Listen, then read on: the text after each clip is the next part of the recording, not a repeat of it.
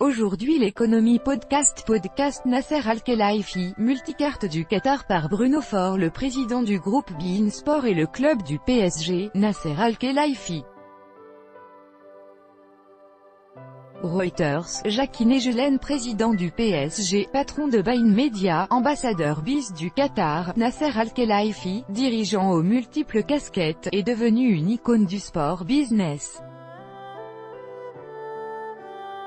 Issu d'une famille modeste, il a connu des hauts et des bas, dans le football comme dans les affaires.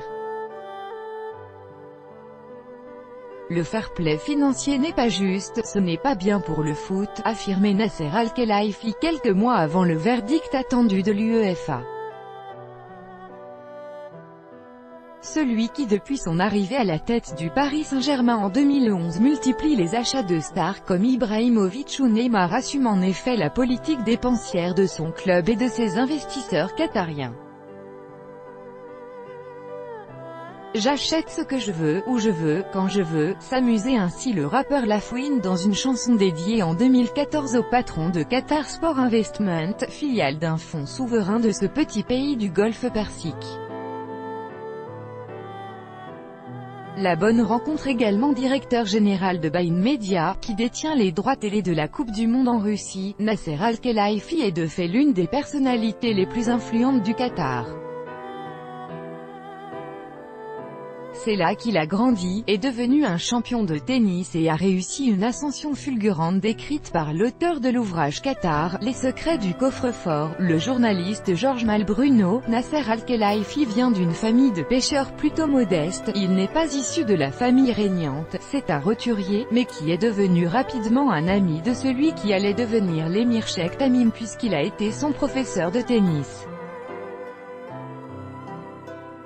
L'émir lui a fait ensuite gravir un à un les échelons du sport et des affaires puisqu'au Qatar, les deux sont intimement liés, les foudres du prince, et c'est ainsi qu'en devenant l'homme de confiance du pouvoir, il décroche en 2011 son Graal, la présidence du Paris Saint-Germain, club français à la recherche de sa gloire passée. À coup d'investissement majeur, il décroche de nombreux titres sur la scène nationale, remplit le Parc des Princes et redonne du baume au cœur des supporters de la capitale. Mais il reste éternellement frustré par les échecs sur la scène européenne, notamment l'inoubliable humiliation à Barcelone le 6 mars 2017. Après la défaite 6-1 en match retour des 8 accents graves de finale de Ligue des Champions, Nasser Al-Khelaifi a le courage de venir s'expliquer devant les journalistes au camp noué parle d'un « cauchemar ». Cet épisode de la « remontada » marque les esprits et met le doute dans celui de ceux qui, au Qatar, tiennent les cordons de la bourse. Et dont l'objectif est de gagner la plus prestigieuse compétition européenne avant l'organisation de la Coupe du Monde 2022. Les résultats de Nasser Al-Khelaifi à la tête du PSG sont plutôt en deçà des espérances, explique Georges Malbruno, ce qui a d'ailleurs nourri des rumeurs sur des frictions avec le Cheikh Tamim. Les Qatariens n'étant pas des philanthropes, Nasser Al-Khelaifi pourrait subir les foudres de son patron.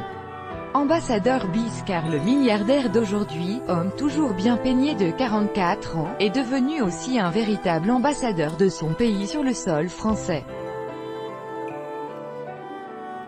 Emmanuel Macron l'a personnellement félicité pour l'arrivée de Neymar.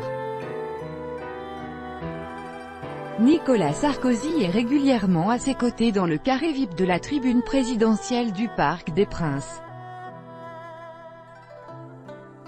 Même si c'est quelqu'un de relativement discret et que l'on ne voit pas sur la scène mondaine parisienne, Nasser Al-Khelaifi a un carnet d'adresses extrêmement fourni.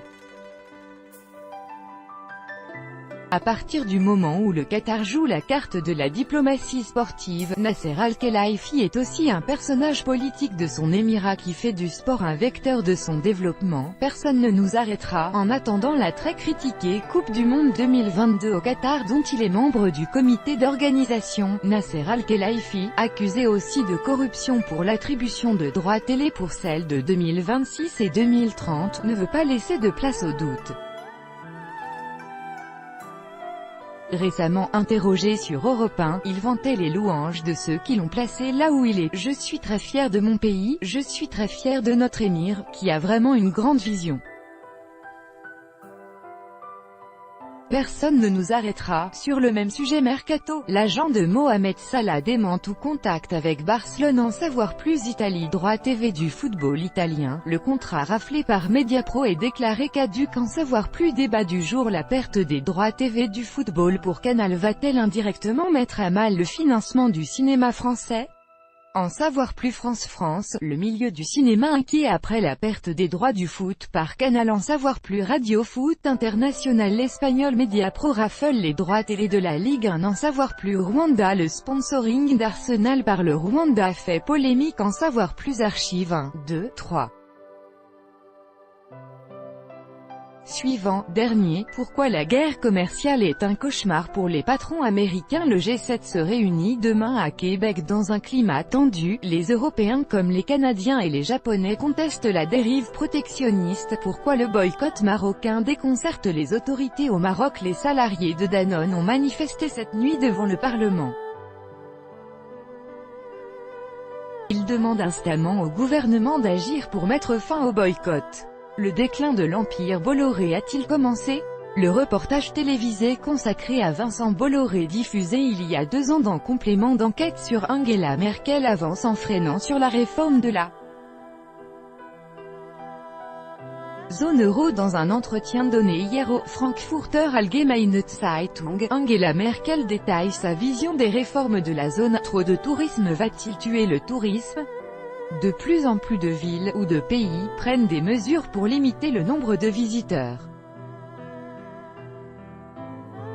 C'est le cas de la ville d'Amsterdam aux Pays-Bas. L'Italie sème la panique sur les marchés. La crise politique en Italie a provoqué hier un vent de panique sur les marchés européens. Ils ont tous terminé la séance en baisse. 1, 2, 3. Suivant, dernier plus grand que